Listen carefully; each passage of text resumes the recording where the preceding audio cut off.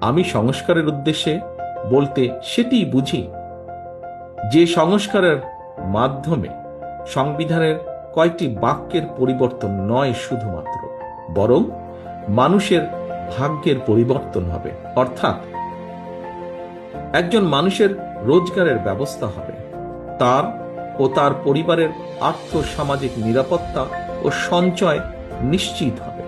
আমি সংস্কার বলতে সেটিই বুঝি যা কর্মসংস্থানের মাধ্যমে প্রতিটি নারী ও পুরুষের বেকারত্বের সমস্যার সমাধান করবে। যে সংস্কার নারীদের সম্মান, স্বাধীনতা ও ক্ষমতায়ন নিশ্চিত করবে। যে সংস্কার সকল মানুষের জীবনের সুরক্ষা নিশ্চিত করবে। যে সংস্কার দেশের সন্তানদের আধুনিক শিক্ষা ও নৈতিক মূল্যবোধ গঠন করবে। যে সংস্কার মানুষকে কাঙ্ক্ষিত স্বাস্থ্য সেবা